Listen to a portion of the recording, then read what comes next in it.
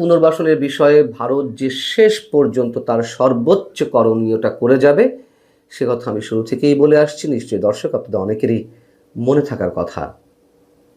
এবং ভারতের প্রায় সব দলই যে এ বিষয়ে ঐকমত্য অবস্থানে রয়েছে সেটিও আমরা জানি। এখন যেটি শোনা যাচ্ছে যে গোপন স্থানে অবস্থান করেও সাবেক প্রধানমন্ত্রী আওয়ামী লীগ সভানেত্রী শেখ হাসিনা তিনি দলীয় নেতাদের সঙ্গে বৈঠক করছেন। শেখ হাসিনা তার দলীয় নেতাকর্মীদের উদ্দেশ্যে অডিও বার্তা দিয়ে আসছিলেন, অনলাইন বৈঠকগুলোতে নিয়মিত অংশ নিচ্ছিলেন এবং যেগুলোর কোনো কিছুই ডক্টর ইউনূস সরকার ঘোরতর আপত্তি জানিয়ে এলো তাতে কোনো প্রকার কর্ণপাত করেনি ভারত সরকার। এবং সবসময় ভারতের পররাষ্ট্র মন্ত্রণালয় কিংবা দায়িত্বশীল বিভিন্ন পর্যায় থেকে এগুলো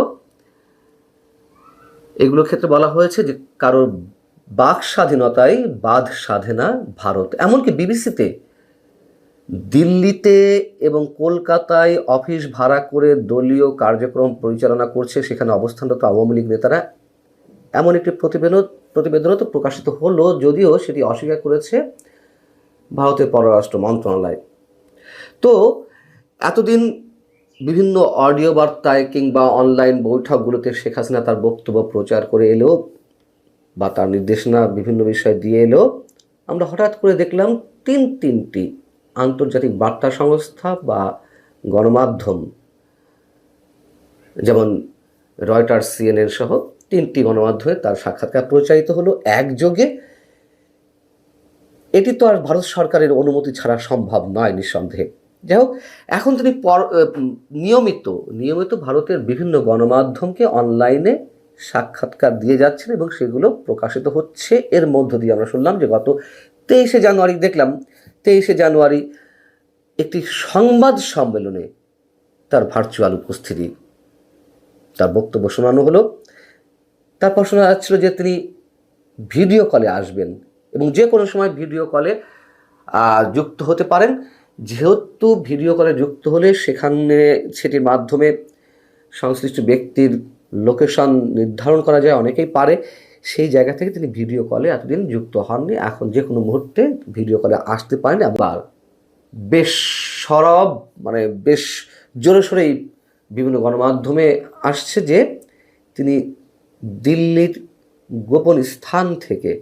গোপন স্থানে যুক্তরাজ্য আওয়ামী লীগের নেতাদের সঙ্গে দীর্ঘ একটি বৈঠক করেছেন। অতএব শুরুতে যেটি বলছিলাম যে এসবের কোনো কিছুতেই অবাক হওয়ার থাকবে না, যদি কিনা সেখান থেকে বিশেষ কোনো কিছু ঘটে যায়।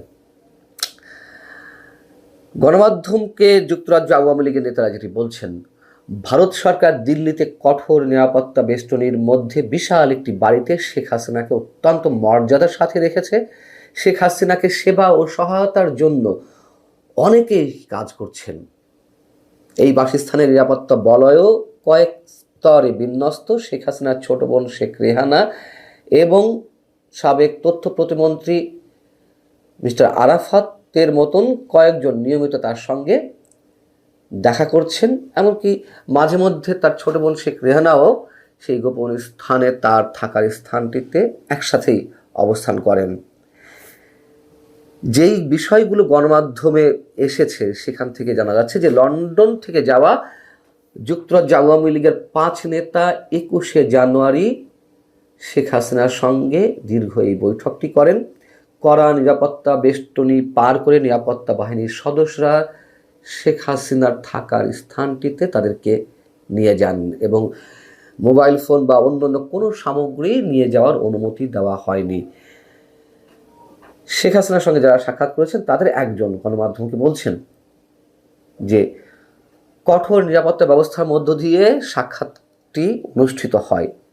শেখ হাসিনার পারমিশনের পর নিরাপত্তা যাচাই করে যুক্তরাজ্য আওয়ামী লীগের এই দলকে নিরাপত্তা বাহিনীর গাড়িতে করে শেখ হাসিনার বসবাসরত বাড়িতে নিয়ে যাওয়া হয় এবং তারা বলছেন যে শেখ হাসিনাকে ওই সময় যথেষ্ট আত্মবিশ্বাসী, আত্মপ্রত্যয়ী বলে মনে হয়েছে এবং তার শরীর যে ভেঙে পড়েছে যেসব গুঞ্জন শোনা যাচ্ছিল তার আসলে কিছুই নয়, তবে শারীরিক ওজন কিছুটা কমেছে। যাই হোক, যে 5 নেতা শেখ হাসিনার সঙ্গে দেখা করেছেন যুক্তরাজ্য আওয়ামী লীগের, তাদের মধ্যে রয়েছেন আওয়ামী লীগের সভাপতি, সাধারণ সম্পাদক সহ সিলেট সিটি কর্পোরেশনের সাবেক মেয়র একজন আনোয়ারুজ্জামান চৌধুরী এবং যুক্তরাজ্য যুবলীগের যুগ্ম সাধারণ সম্পাদক।